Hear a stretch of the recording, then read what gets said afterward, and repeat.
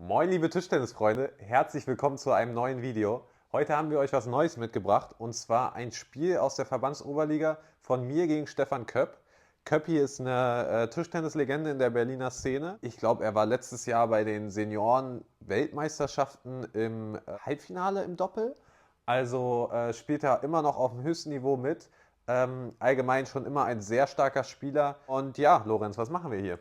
Genau, wir werden uns jetzt hier das Spiel von dir gegen Köpp angucken und wir machen hier quasi unsere pure Reaktion, deswegen werden wir auch nicht viel cutten, die Bälle sind schon ein bisschen vorgecuttet und wir geben einfach ein bisschen Feedback dazu.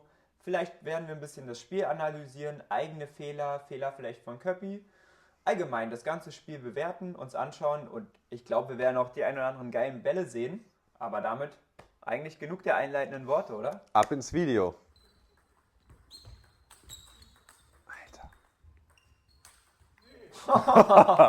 Ja, ist schon krank. Wenn das der erste Ball ist, was kommt denn dann noch? Ja, das war ein Ball von woanders aus dem Match jetzt vorgecuttet. Aber an den Rollo erinnere ich mich noch gut, ey. Verbandsoberliga, ja, ist auch echt aktuell, ne? War jetzt genau in der Saison. Ja. Schön Ist rübergegangen. jetzt schon ein halbes Jahr her, also ich erinnere mich auch nicht mehr genau an die Bälle. Ja.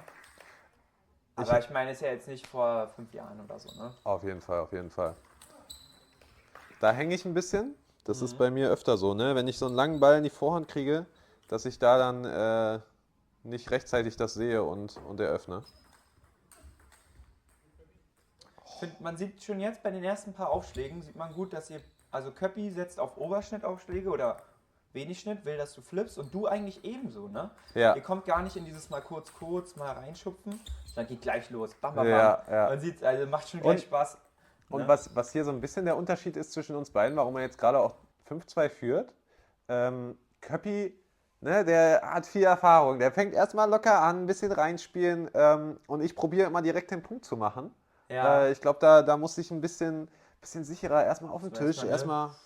Durchatmen, Ja. 2, 3 Bälle auf dem Tisch, Ja. erstmal seinen eigenen Balltreffpunkt finden. Also, ja, ist aber auch nicht schwer, nicht leicht.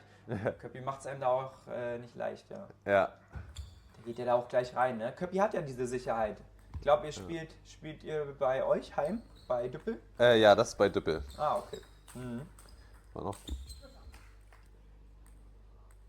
Ja, 5-2. 5-2 gegen mich. Kommt der Kicker. Geht ja gleich los.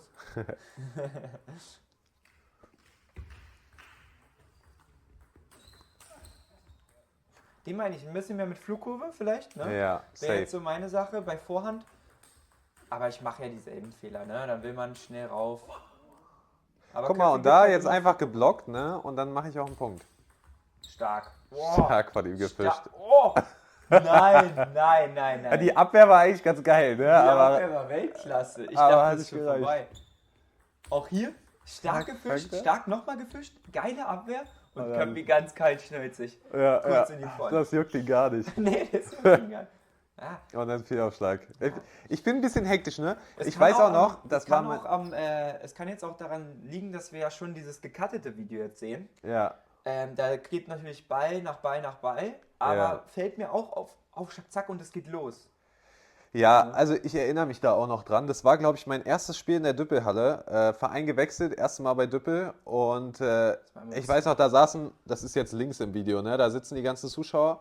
Und ja, ich habe mich noch nicht so ganz wohl gefühlt. Ich war auch, also ich weiß noch, ich kann mich noch genau an das Gefühl erinnern, ich war sehr nervös, weil ich so dachte, oh Gott, jetzt schauen alle zu, wollen sehen, was der Neue macht, ne? Ja, das verstehe ich. Und dann hast du natürlich gleich so eine Bank mit Köpfi Deswegen, gegenüber, ne, wo man um jeden Punkt kämpfen muss man Ja. sagen. Und der weiß natürlich genau, ist ein Fuchs. Ne? Ist ein Fuchs. Er weiß genau, wo man hinspielt. Ja, also hier wenig Chancen im ersten Satz. 10-0 und ein kleiner Anzeigefehler, aber nicht schlimm. Wir haben es ja gesehen. 0-1. Den fand ich super. Der war nämlich mal mit mehr Unterschnitt, weißt du? Den Ja, Aufschlag. vielleicht hätte ich da mehr mit Unterschnitt ausschlagen sollen, ne? Ja, würde ich jetzt aus dem Erstschlag so sagen, aus dem ersten Aufschlag so als Fazit ziehen. Ja, Vielleicht einen Ticken mehr. Boah, da ganz schön gut geblockt. gegengegangen. Deine Ja. Rückhand finde ich auch mächtig, ne? Immer wenn die so über dem Tisch ist. Danke. Ja, wieder die Abwehr. Die Abwehr saß an dem Tag. Vielleicht auch ja, gehört ein bisschen zu deinem Spielsystem, ne? Also wenn so ein Block in die Rückhand kommt, einfach auch wieder ein bisschen mehr mit Unterschnitt. Ja. Da muss Köppi dann halt mehr hochziehen. Ist dann auch... Ich glaube, das kann man sich vielleicht als Regel generell so nehmen. Wenn man merkt, okay, warte, erstmal Riesenball, aber ich mache nochmal auf Stopp.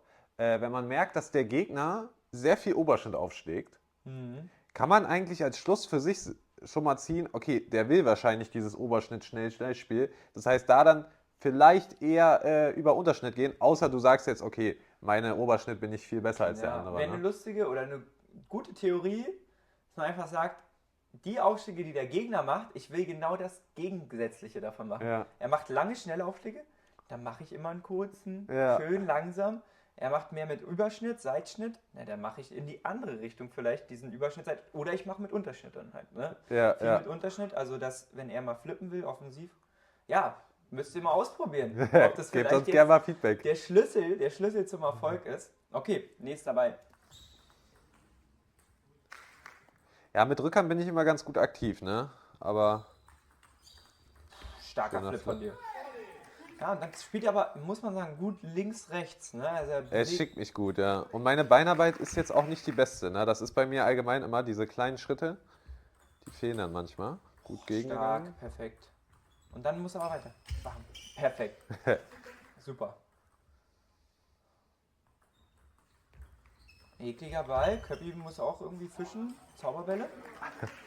Da weiß ich doch, guck mal, da hat er mich dann auch danach angeschaut. Mach mal hier, Leertaste. Weil ich hab den sehr weich getroffen, den letzten. Ja,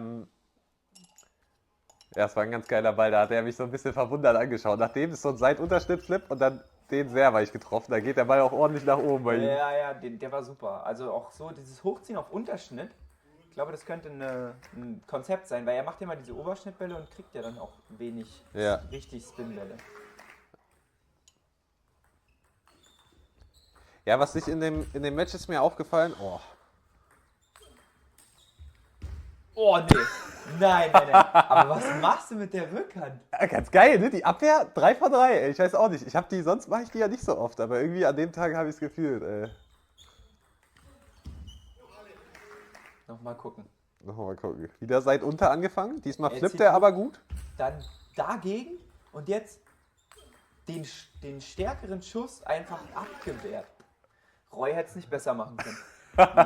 Vielleicht brauche ich auch so eine Noppe, ey. Ja, Das war ganz lässig. Guck mal.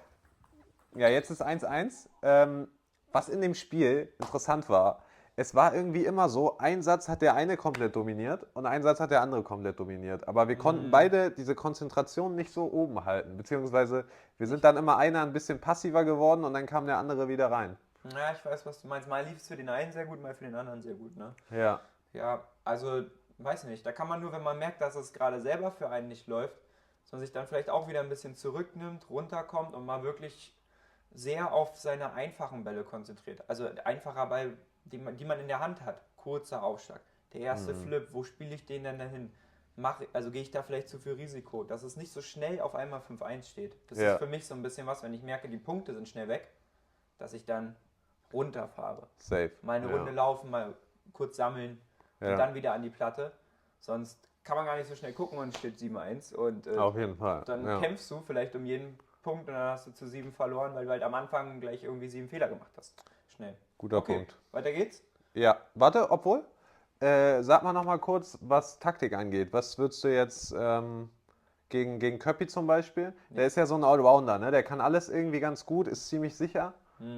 Also, ich glaube, ich hatte mir in dem Spiel kurz, was ich mir damals gedacht hatte, war, ich will viel über seine kurze Vorhand im Aufschlag und dann viel über tief Rückhand, weil ich weiß noch, er hatte auch ein paar Knieprobleme und ich dachte, okay, ich muss den einfach nach vorne holen und dann weit schicken, ne?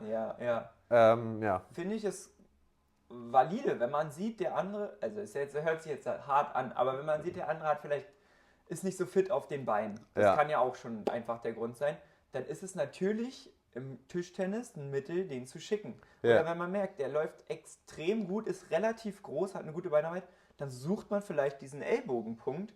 Das ist ja eigentlich nichts anderes, dass man sagt, okay, da auf diesen Wechselpunkt will ich ihn genau erwischen. Oder halt, der kommt auf den Schnitt nicht klar, dann macht man diesen Einschnitt. Also das ist, finde ich... Ja, das ist mir an dem Tag gar nicht aufgefallen, ne? Weil das hast du mir jetzt ein bisschen die Augen geöffnet mit dem, dass ich mehr über Unterschnitt hätte aufschlagen sollen, dass ich darüber ganz gut ins Spiel kam. Er kommt halt sehr gut selber rein, indem er gleich diesen ersten Flip spielen kann. Ja. Das würde ich probieren, ein bisschen zu vermeiden. Oder wenigstens probieren, das zu deinem Vorteil zu nutzen, dass du sagst, ich mache diesen Aufschlag kurz mit wenig Schnitt in seine Vorhand, Seitschnitt. Ich krieg diesen Flip, stehe dann aber gut und spiele parallel. Oder nochmal auf die Mitte. Oder irgendwie so, dass du genau sagst, okay, ich spekuliere ein bisschen, Schläger vorne, spekulieren, vorne und dann gegengehen. Ja. Genau, aber taktisch würde ich viel selber mit Unterschnitt arbeiten und ich würde auch mal probieren, ihn mit wirklich ordentlich Schnitt anzuschupfen. Das wäre jetzt so meine Sache. Also Köppi, nächstes Mal bist du dran. Wir gucken hier ganz genau hin. Fand ich eigentlich, da erinnere ich mich auch noch an den Ball, ne? Fand ich eigentlich eine gute Idee. Leider weggegangen. Naja. Ja, ist manchmal schade, ne? Frustrierend, dass gute Ideen nicht immer belohnt werden. Ja. Hat er den getroffen? Nee, war aber da zum Beispiel auch von ihm eine gute Idee, ne? Den Parallelen hätte ich im Leben nicht bekommen. Ja. Aber manchmal soll es nicht sein. Guck mal, finde ich auch ein gutes Mittel. Ich sag gleich was. Stark. Wenn man sich beim Aufschlag selber ein bisschen woanders hinstellt. Dadurch verändert man den Winkel. Du musst gar nicht einen neuen Aufschlag erfinden mit mehr Seitschnitt, mehr in die Richtung. Also den Schnitt ändern. Sondern du veränderst den Aufschlag schon, wo du dich hinstellst. Normalerweise steht man links vom Tisch als Rechtshänder, wirft den hoch und spielt ihn rein. Ich mache das selber gerne, dass ich mich dann manchmal in die Vorhand stelle, mal mehr in die Mitte. Und dadurch bringe ich schon einen neuen Winkel ins Spiel, Ja. der vielleicht auch für den Gegner ein bisschen unangenehm sein Auf kann. jeden Fall. Variabilität. Nur würde ich sagen, sowas auch nicht im Spiel das erste Mal ausprobieren, sondern macht diesen Aufschlag dann auch im Training mal aus der anderen Position, weil die Rückschläge kommen dann ja auch anders. Ne? Ja, ja. Aber ich finde auch an dem Spiel sieht man vielleicht noch eine Sache gut, wie wichtig einfach der Aufschlag ist. Also ich finde, einen guten Unterschnitt beizuhaben, wo man weiß, ich kriege nicht immer einen Flip. Ne? Das macht richtig viel aus. Das ist schon viel wert, weil du dann ganz anders dein Spiel aufbauen kannst, als wenn du erstmal immer reagierst, weil der andere immer einen Flip spielt. Das muss ich sagen, diese Saison, deswegen macht es mir zurzeit auch in Punktspielen nicht so Spaß zu spielen, weil dadurch, dass ich jetzt aufgrund von anderen Sachen, die ich mache, nicht mehr so viel Zeit habe zu trainieren, fällt es mir richtig schwer. Ich habe diesen Gegenläufer, der kommt ganz okay, aber sonst habe ich keinen Ausschlag, wo ich mir denke, okay, der kommt safe mit Unterschnitt flach kurz. Ne? Ja. Und das macht so viel aus. Ne? Einfach dieser simple Aufschlag, dass du weißt, okay, ich will den jetzt genau dahin und dann kommt er auch dahin. Ja. Ja, also gerne vielleicht als Tipp mal vorm Training 10 Minuten reichen schon, 5 Minuten reichen schon. Einfach ein paar Bälle, 10 Bälle mitnehmen in die Halle, sich hinstellen und Aufschläge üben. Vielleicht auch mal einen Aufschlag kurz in die Vorhand mit Unterschnitt, dass man nicht immer in dieses reinrollen und dann geht's los. Ja, auf jeden Fall. Auf jeden Fall. Ich mach mal weiter, wa? Ja, gerne. Aber bisher sehr cooles Spiel, muss ich sagen. Also von dir die 2, 3 Ballwechsel, auch so tolle Rallyes schon dabei. Ja, hier gerade wieder ein Fehlaufschlag von mir und ein leichter Fehler. Ist natürlich bitter beim eigenen Aufschlag. Ja, das stimmt. Ja, aber sehr weich getroffen von ihm. Ja. Und dann geht's natürlich los, ne? Weich, du musst den Ball hoch zurückspielen. Ja.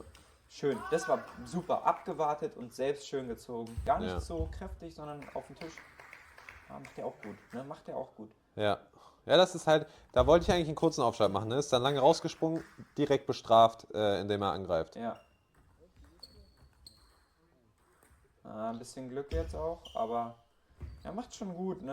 Er weiß genau, was er für Aufschläge macht und positioniert sich schon nach dem Aufschlag gut. Schöner Gegenläufer, sehr schön. Aber? Ja, hat er stark gemacht. Beide, und jetzt macht euch auf den Ball gefasst. Achso. Eigentlich gut gespielt von mir und dann, ey. Einfach ausgeholt. Oh, man sieht es nochmal in Slow-Mo, wie geil. Der ist so gerollt, ne? Ja, obwohl, gerollt ist er nicht. Abgesprungen, aber trotzdem ums Netz und eher so ein Schuss, weil Wahnsinn. Ja.